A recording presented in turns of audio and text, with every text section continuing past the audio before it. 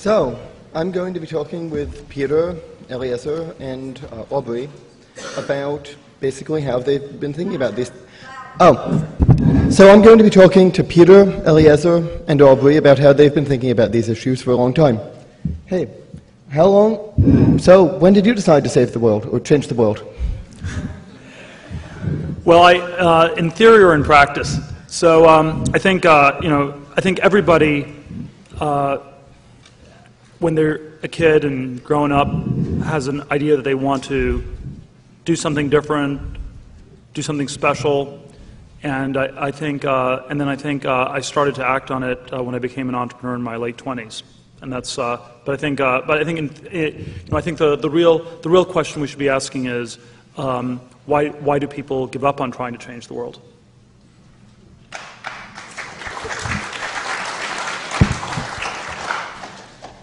I'll second that on the proper form of the question. I mean, once I realized that there was a problem, I don't think it ever occurred to me not to save the world.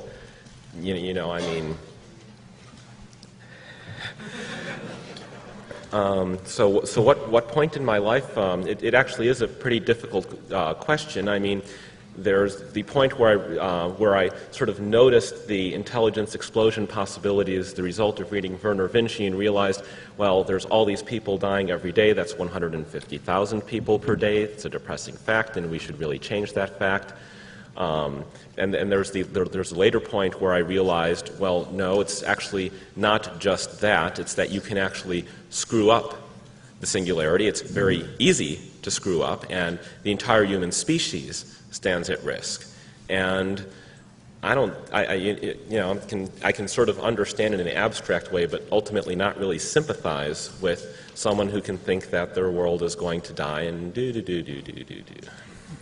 Yeah, I have a pretty accurate, precise idea of when I came to the conclusion that I wanted to make a difference to the world, and as big a difference as possible.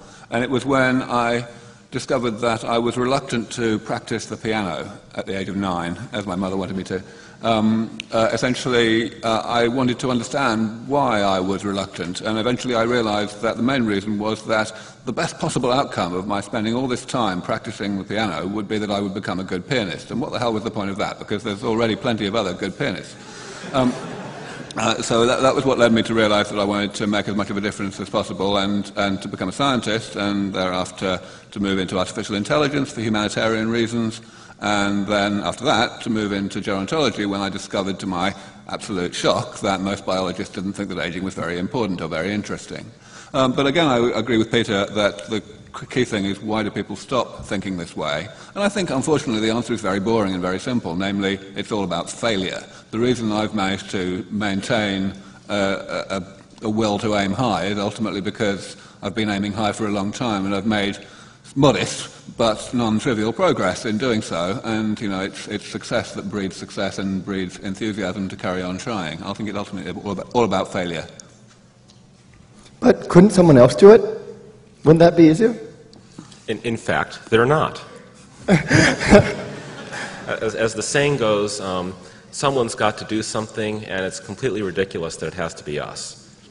But there you go. Well, it's like the joke about the two University of Chicago economists walking down the street, where one of them sees a $100 bill and the other one says there can't be a $100 bill because there'd be an efficient market and people walking down the street picking up $100 bills, and so obviously, if everybody thought this was a serious problem, it would be more likely that other people would be doing it. But if we're in a world where everybody thinks somebody else is going to be doing it, it's much less likely that somebody else will be doing it. And unfortunately, we're more in that second type of world than the first world. Yep. So Peter, I suppose you've made a career out of picking up $100 bills on the sidewalk. I once found a 20 once, but never actually found a 100. My sister found a sapphire ring, but I think compared to Facebook, that's kind of lame. Well, I don't know. I found a $20 bill once. I haven't found a $100 bill yet. It was actually it was on an occasion where I was relaying this precise anecdote, so it was kind of cool. But no, I think that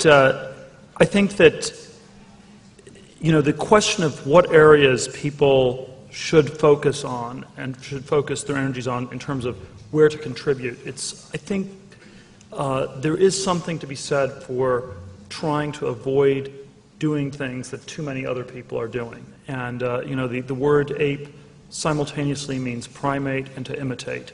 And there is something about, I think, very deep about human nature that's social and imitative and sort of, and there are ways in which that's good, and there's a lot of good that comes out of that.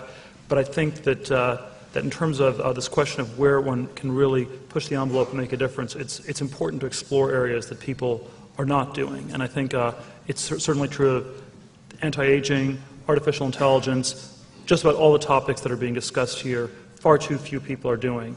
And therefore, I think these are areas where there's tremendous scope for people to make a difference in many different ways. Yeah, I'd like to amplify on that in particularly the context of science, so it probably does apply more broadly.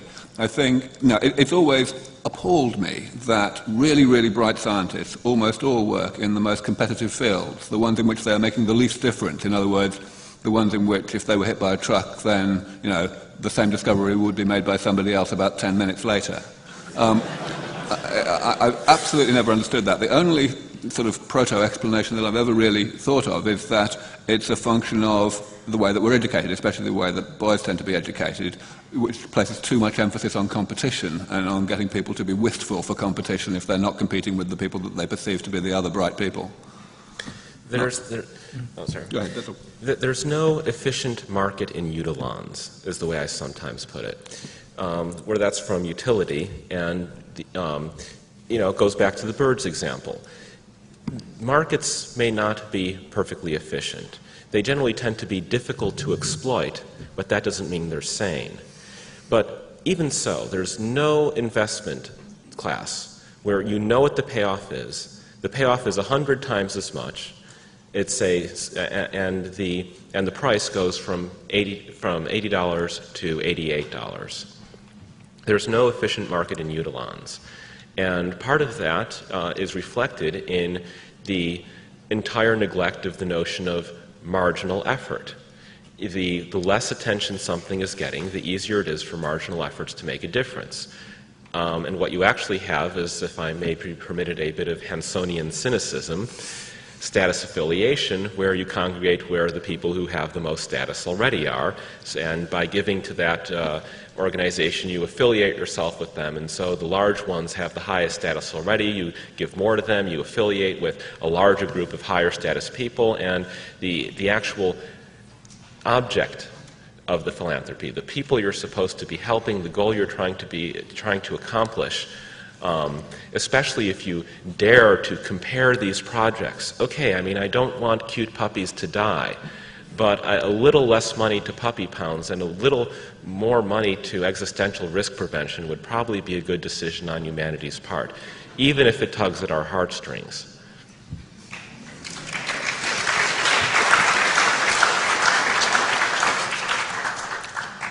So if you hadn't ended up on aging, and if you hadn't ended up on AI, what do you think you would have ended up on? What might be some other places to look for low-hanging fruit, places where people aren't looking for high impact, high payoffs?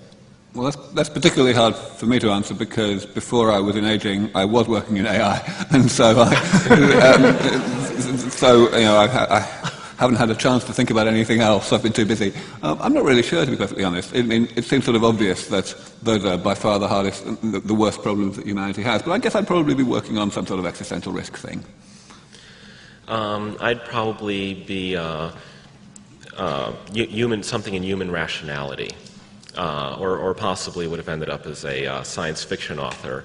But I have to remind myself that it's not what's the most fun to do. It's not even what you have talent to do. It's what you need to do that you ought to be doing. And do you want to talk about Patrick Friedman, who's the one who's missing from this table? Well, I don't know. I think there are many different things that one could be developing. I think I do think that sort of as a default, I would if you wanted to have a menu, I would just give you the list of science fiction books from the 50s and 60s and go through those as starting points. So development of the oceans, development of the deserts, development of outer space, robots, nanotech, biotech, AI, you sort of go through the menu, and that's probably about as good a place to start as any. But I think, I think the thing that I very much agree with both Aubrey and Eliezer on is that there is something about the problem of the way status is measured in our society. There's something about competition that's extremely, it's good up to a certain point, but then it goes very, very badly wrong. And I can sort of as a autobiographical version of this where, I was super tracked. I was like competitive chess player in high school. It was actually, in a way, one of the things that was good that the computers got better than the humans at chess, and as a result, I realized this was perhaps not the best thing to be doing.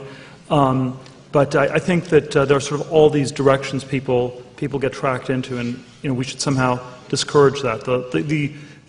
Sort of my pet peeve of where there are too many smart people, in my opinion, who are in physics in our society, and I think it's and that's, I think, sort of a symptom of the fact that people can excel at a very early age at things like music or chess or math or physics, and the competitive thing then ends up tracking people towards those fields rather than to fields where it maybe takes a little bit longer to build up the skill set, but ultimately a much bigger contribution could be made. And so that's if we could get all the superstring theorists to work on anti-aging or AI, they get to choose one or the other.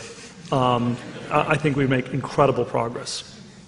Yeah, I've quipped that if we had Ed Witten got AIDS, we'd have a cure within a few years.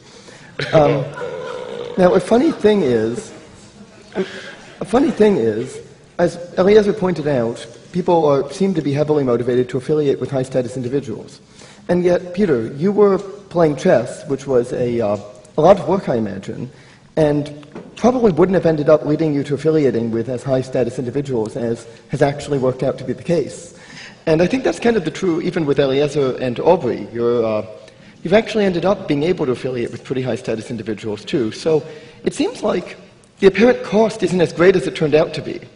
Any other tips for affiliating with high-status individuals?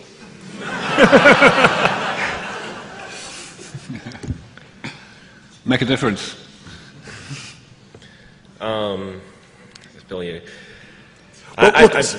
Status is very overrated. And so if you want, it's one of these things where if you want it, you will not actually get it. So if you want to start a successful company, you do it because you're passionate about something, but if you the people who try to make money generally don't make money. If you want to become a famous author and you're becoming a writer just to become famous, you won't succeed because actually writing is incredibly isolating and lonely as a process. And so I think, and so I tend to think there is something about status which is that you're most likely to achieve it if you don't actually want it. And this is, it's sort of, we see this in sort of all these paradoxes where, people don't want to join a club that wants to have them as a member, and so there are all these sort of weird paradoxes associated with it. And the way I would short-circuit it is by just saying that you should just try to not focus much less on these status questions because they ultimately are sort of much less productive than people think.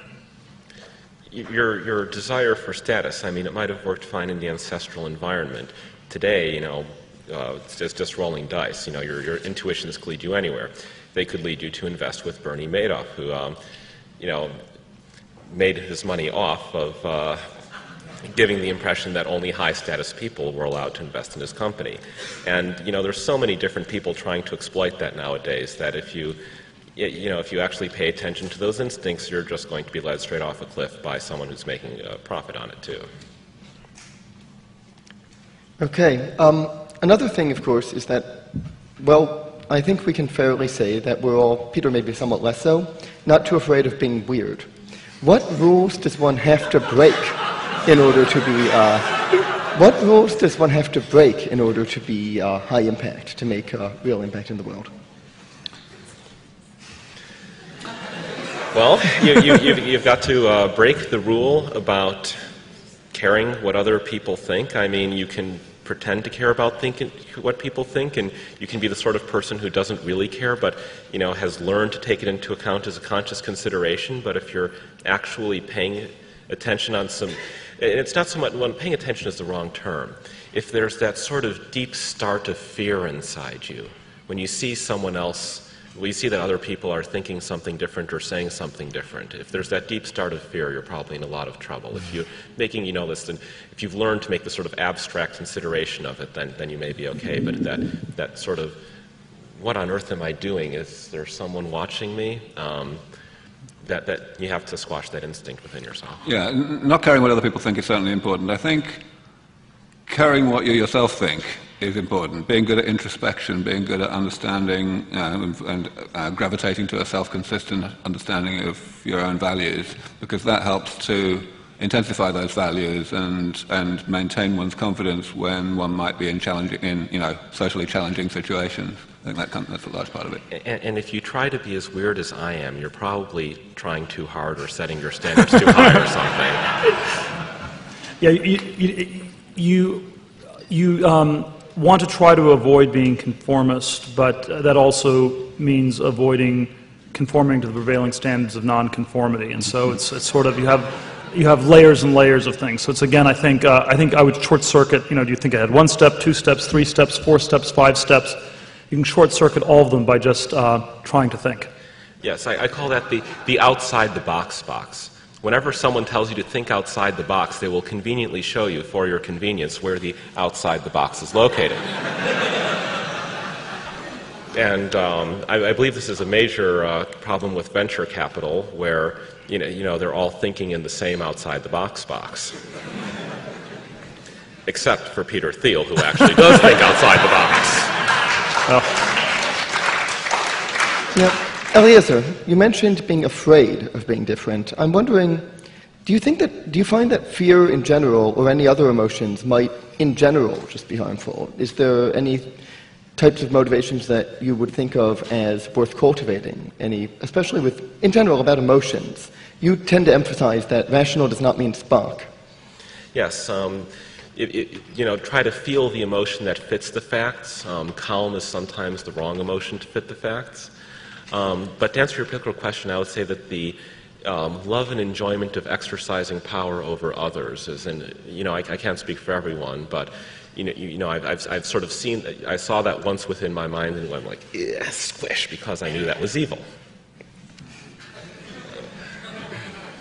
Yeah, I mean, I think the sorts of emotions that are good are the sorts of emotions that intensify one's conviction to try to carry on making a difference in the world. And those are, by and large, for me anyway, the positive emotions rather than the negative ones. I have the same positive emotions that regular people have, and they intensify my love of being alive and my love of wanting other people to be alive. And so those are really the sorts of things that matter most. I think negative emotions tend to be more confusing than clarifying. And if I can add, were you sorry? Well, my very short version of this is I think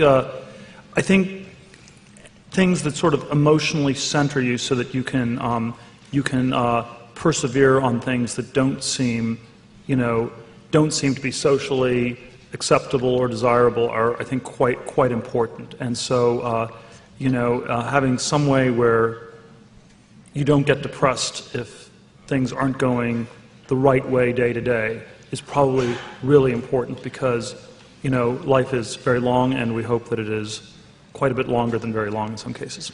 So I think that we actually all agree on a number of things that we should probably discuss explicitly. So if I can ask Peter a question. Yes. So I know what it's like on my end when I'm sort of talking to people and trying to get them to take action on existential risks. But in your end, and in the circles you move, and I'm kind of curious as to what the experience is like on your end. Like, how do people excuse ignoring these things, for example? Well, for the most part, it varies in different contexts, but for the most part, they end up having way more clutter in their lives, and the effect of it is that it's actually much easier for them to ignore it. And so I think one of the things that is something to be very careful of and guard against is that if you're successful by various metrics of how that's defined, is not to get trapped in a circumstance where you can no longer think originally act freely, and thereby you sort of end up in these circumstances that that make it actually harder to replicate what made you successful in the first place. So I think that tends to be a very psychosocial type of a pattern. Even though in theory there should be sort of way more information in practice, there's often just way more clutter. If it wouldn't be too rude, I'd love if you would elaborate on that, but I think probably asking for examples might be too much. But you're doing it anyway. No, I'm giving the option. Well, you know, I think well, just to key off an example we've already cited, I think one of the questions is, if you've made money, what nonprofits do you give the money to, or do you assume you want to give some money towards something of a philanthropic purpose? And it is extraordinary, how many pushy people there are advancing various nonprofit causes, and the dog pound people or people like that. Very sharp elbows. They're extremely rude. It's such a good cause, and the compound effect of that is really quite extraordinary. And so I think that's probably an example where I think the misallocation of resources is extraordinary. I mean, I think in the for-profit case, there's sort of a lot of things that are misprioritized. Non-profit, things are measured less well. It's misprioritized, in my mind, far worse. I find a lot of it to be just weirdly boring.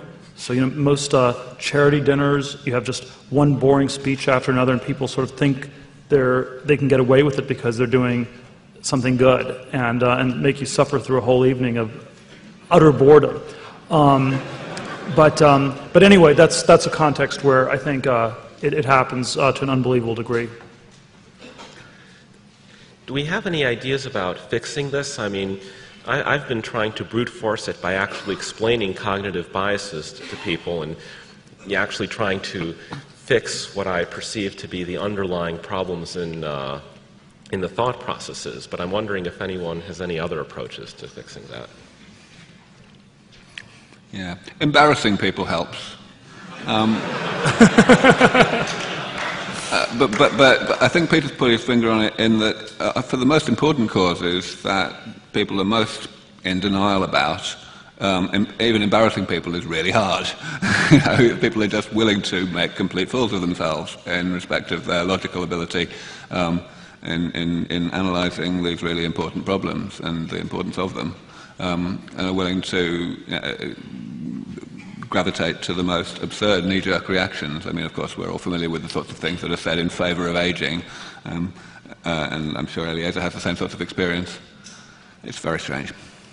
Yeah, I probably bias a little bit too heavily towards trying to explain this to people as well, and I'm never sure that's quite the right mode, because there's so many different social and psychological reasons that people are blocked from thinking about it. But that is my bias, is to try to just pound on this is what's really important, this is why it matters.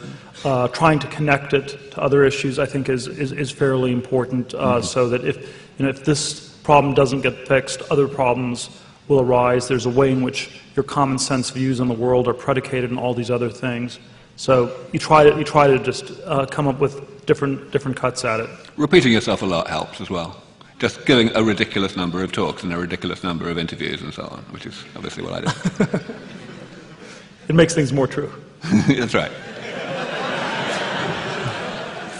So, if you don't think you maybe should explain things so much, what other approaches might you take? Have you tried any other approaches?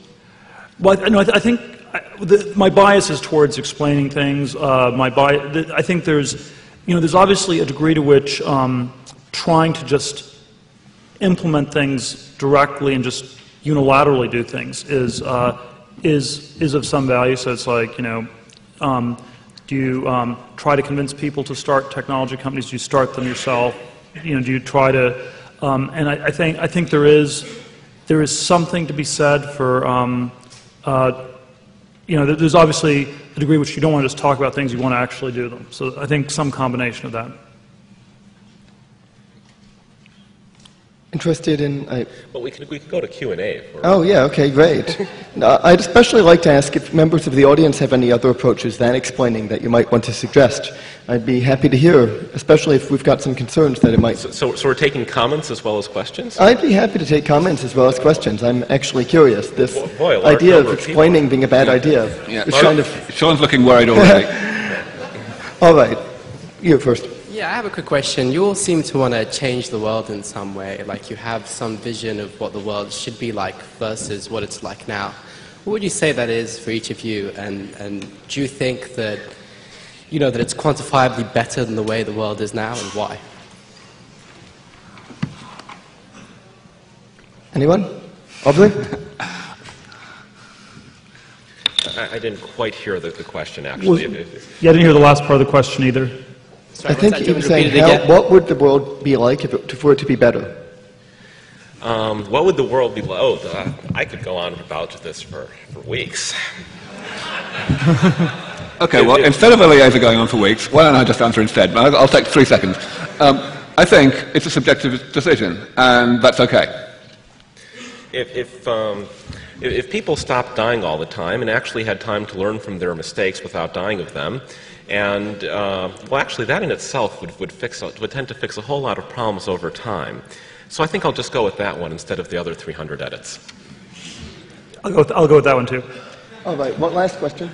Okay, so it's kind of a we question. My background is in film and entertainment in the record business, and I'm thinking in terms of everybody here who's watching the football games that you mentioned. I see billions of dollars going into entertainment and sports and all these other things. How can we make what we're doing, the singularity movement, relevant to the common man so that we can get those billions of dollars going into this? Got it. Aubrey, you want billions of dollars. Eliezer only wants millions, so you go. I'll take millions for the moment. What can we do? Well, yeah, getting people to identify with it is, of course, very important. The reason we started the Methuselah Mouse Prize back in 2003 was because a lot of people identify with prizes and world records and so on much more easily than they do with dry scientific arguments. And in general, finding new tricks like that, tricks to get people interested, get to build communities. We ought to do a great deal more, I think, in this space in social networks, to build up more interest at Facebook and Twitter and all those places like that. And certainly in the Sense Foundation, we're going to be doing that over the next short while. Generally just getting people to be less scared, less embarrassed about even thinking about these things, let alone thinking about them rationally. All right. I think if we could get a few celebrities who clearly have a high IQ, or the few celebrities who have a high IQ, or whatever, however we want to sequence that sentence, to get involved in this, that might be very helpful. Great. No, it's over. I'm sorry. That was the last question. We've got I hate to take advantage of the situation, but I know some celebrities. Maybe we could try situation as well. No, it's true. George does know some celebrities, so he's quite right. My email is public information. We can talk later. Okay, thank you.